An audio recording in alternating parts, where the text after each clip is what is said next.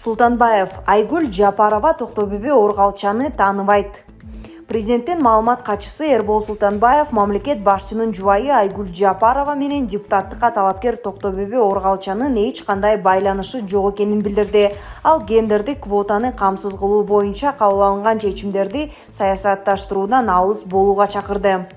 Президенттин жана жогорку кеңешинин депутаттарын шайлоо жөнүндө мыйзамга ылайык гендердик квотаны камсыздоо боюнча БШК кабыл алган процедуралык чечимдерди саясатташтыруунун кереги жок. Айгүл Жапарованын Токтобөбө Оргалча менен эч кандай байланышы жок жана аны менен эч качан тааныш болгон эмес, деди президенттин маалымат катчысы. Борбордук шайлоо комиссиясы 15 декабрдагы жыйынында парламенттик шайлоодо партиялык тизме менен шайланып келген талапкерлер арасында 30% гендердик квота кандай сакталары тууралуу жобо өзгөртүлгөнүн билдирди. Мурунку жободо бир партия 4 же 7 мандат алса, анын экөө аялдар үчүн сакталат деп жазылган. Өзгөртүүлөргө ылайык гендердик 2 квота 4 же 6 мандат алгандан кийин сакталат деп жазылды. Бул өзгөртүү 7 мандат алган Альянс партиясына тиешелүү болду. Альянстын талапкери Жанар Акаевке берилген мандат добуштардын саны боюнча партиядагы 3-чү аял болгон Токтобөбө Оргалчага өттү. Анткени Жанар Акаев алган добуштардын саны боюнча партиянын тизмесинде 7-чи орунда турат. Жанар Акаев өзүнө мандат тийбей калганы тууралуу пикирин билдирип, БШКнын мындай чечимин логикага сыйбай турганын жана бул коркоктук экенин жазды. Депутат бул үчүн борбордук шайлоо комиссиясын айыптады. Коомчулукта Токтобөбө Оргалчанын президенттин жубайы Айгүл Жапарова менен байланышы бар экени мурунтан айтылып келген.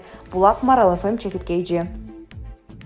Кыргызстанда биринчи жолу оронгон депутат айымга мандат берилет.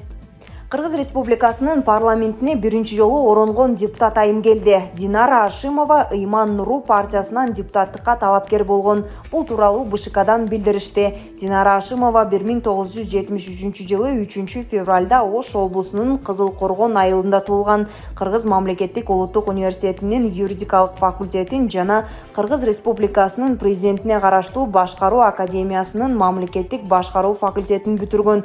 Эмгек жолу 1996-жылы башталган. Бир катар мамлекеттик кызматтарда иштеп келген. Булак Ком Чекит Пресс. ЖМК Ооганстанга Кыргызстандан күйүүчү май экспорттола баштады.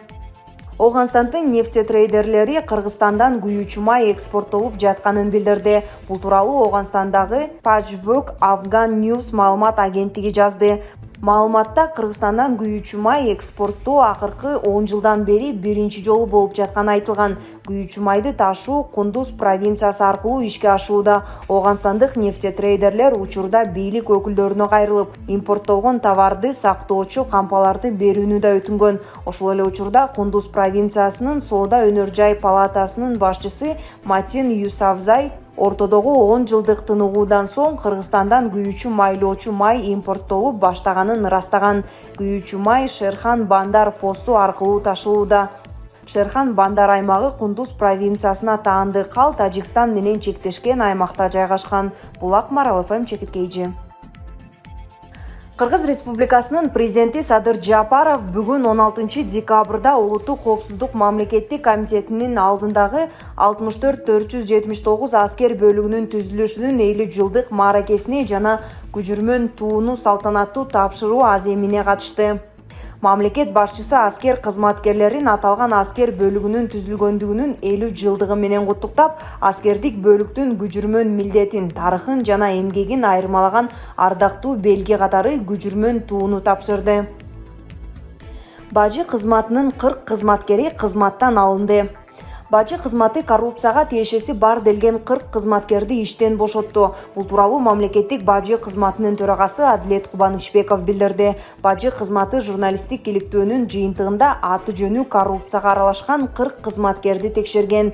Анын айтымында кызматтык иликтөөнүн жыйынтыгында тизмедегилердин көбү кызматынан бошотулса, айрымдары буйрук менен кеткен. Бул ишке тиешеси жоктор да болгон. Журналистикалык иликтөө эң сонун иш, бирок муну объективдүү чагылдыруу керек, деп кошумчалаган Кубанычбеков. Булак Назарньюз Чекиторг. Бул сапар энебиздин аттары да Садыр Жапаров тарых музейинде болуп, инсталляциялар менен таанышты. Өлкө башчы Садыр Жапаров улуттук тарых музейине барып, инсталляциялар менен таанышып жатып, чуу жараткан аттарга токтолду. Анда эл аралык издөөдө жүргөн мурдагы өкмөт башчы Сапар Исаковду эске алган президенттин видеосу интернетке тарады. Бул Сапар энибиздин аттары да баасын жазып туура кылыптырсыңар. Бул деген тарыхта калат. Кийинки муун ушуну көрүп уялат да. Ушундай кылгандан уялат, дейт Садыр Жапаров. Өлкө башчы менен кошо музейге министрлер кабинетинин төрагасы Акылбек Жапаров, маданият, маалымат, спорт жана жаштар саясаты министри Азамат Жаманкулов да барганын көрүүгө болот. Булак супер чекитке эже. Аскар Акаевдин көрсөтмөсүнөн кийин эми Акылбек Жапаров камакка алынабы? Аскар Акаев суракта Акылбек Жапаровго оор айыптарды илдиби? Бул тууралуу Кыргызстанда сап башында турган саясий гезит Азия News жазып чыкты. Буга чейин Акылбек Жапаров ар бир президент кумтөрдөн үлүш алып турган деп интервью берген. Коомчулукта кайсы бир деңгээлде талкуу башталды. Көп өтпөй Аскар Акаев Москвадан учуп келип УКМКга сурак берүүгө жетишти. Айрым билермандардын айтымында Акаев өкмөт башчы Жапаровдун үстүнөн көрсөтмө берип, былыгын ачып атканы распы? Оор айыптарды илдиби? Албетте тергөөнүн сырына жараша сурактын жүрүшү азыр жарыяланбайт. Дегенкиси кумтөр чуулганы дээрлик президенттердин, көп чиновниктердин жүзүн ачууга, жазалануусуна жол ачат окшойт. Али кызыктар алдыда экенине беркүбүздө ишенебиз деп жазат Азия News. Сандардын сазайын берген Акылбек Жапаров жакынкы аралыкта камакка алынышы мүмкүн. Бул тууралуу ишенимди булактар билдирет. Булак Назар News Чекиторг. Акаевдин элге анча сезилбеген, бирок бүткүл кыргыз элин арам жолго үндөгөн чакырыгын эсибизден чыгарып такыр эле айтпай келебиз. Бул зыянкеч президент болуп турган маалда шайлоо учурунда ким акча берсе ала бергиле, а бирок кабинага киргенде каалаганыңарды шайлагыла деген дабдыр сөзүн ляп дегизип койгон. Ошол кезде Акаев зор адам экен, ушинтип айтты дешип аны мактаган чалапайым кемчонтойлорду да көргөнбүз. Союздун маалында жерде бейчеки жаткан буюмду да алгандан уялып кыя баса өткөн момун эл үчүн президенттин бул сөзү закон ченемдүү көрүнүш, же болбосо президенттин жаңы чыгарган буйругу катары эле сезилген. Мына ошентип бүткүл кыргыз эли депутаттардын колун караган тилемчилерге айланып калганбыз. Союздан калган фабрика, заводдорду, ишканаларды, мал сарайларга чейин талоонго коюп, бийлик кызматындагыларды коррупционер жегичтерге, ал эми карапайым элди алардын колун караган дубаналарга айлантып койду. Душманга да мындай кыянат иш кылбайт болуш керек. Эми болсо бир тыйын жебегем, мүлк тургай, тоок канам да жок. Кумтөрдө алтын казылып жатканын азыр угуп жатам. Мен кеткенде бир тыйын карыз жок болчу. Чөптөн башкага зыяным тийбеген деп эки бетин тултуйтуп өлүм сүрөгөнгө эмне бересиң? Төрүнөн көрү жакын болуп турса да чын сүйлөп өлбөйт экен да. Каргыш ургур. Шамурза Бөрүкулов. Владимир Путин эң сыйлуу 10 адамдын катарына кирди. Орусиянын президенти Владимир Путин YouGov сурамжылоосунун жыйынтыгында 2021 жылы дүйнөдөгү эң кадыр барктуу мырзалардын топ 10-уна кирди. Бул тууралуу орусиялык басылмалар жазышты. Маалыматка ылайык, сурамжылоонун жыйынтыгында Орусиянын президенти 9-орунду ээледи.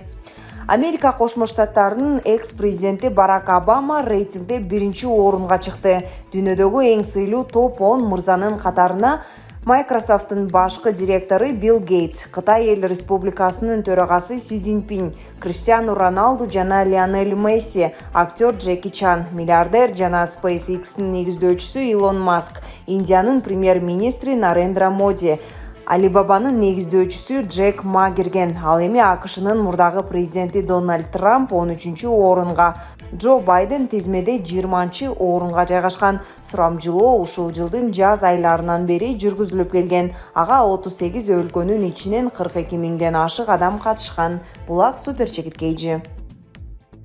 Рахмон өз кызын Британияга элчи кылып дайындады. Тажик президенти Эмомали Рахмондун кызы Рухшона Эмомали Тажикстандын Улуу Британиядагы элчиси болуп дайындалды.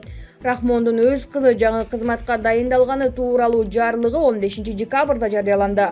Рухшона Эмомали 2016 жылы Тажикстандын Британиядагы элчилигинде иштеген. 2017 жылдан бери Тажикстандын Тышкы иштер министрлигинин эл аралык уюмдар боюнча башкармалыгынын жетекчисинин орун басары болуп иштеп келген. Ал 2017 жылы дипломатиялык кызматтын негиздери аттуу китебинин бет ачаарын өткөргөн. Бул китепте Тажикстандын эл аралык жана регионалдык уюмдар менен карым-катышы тууралуу сөз болот. Тажикстанды узак жылдан бери башкарып келе жаткан Эмомали Рахмондун 7 кызы жана 2 уулу бар. Рухшона Рахмондун 4-перзенти. Тажик президентинин улуу баласы Рустам Эмомали парламенттин жогорку палатасынын спикери жана башкала Дүйшөмбүнүн мэри. Улуу кызы Озода Рахмонова президенттин аппаратын жетектейт. Рахмондун күйөө балдарынын бири Ашрафжан Гулов жакында Тажикстандын Туркиядагы элчиси болуп дайындалган. Тажик оппозициясынын өкүлдөрү Рахмондун өз үй бүлө мүчөлөрүн мамлекеттик кызматка дайындаганын кескин сынга алып келет. Булак Азаттык Чекит Орг.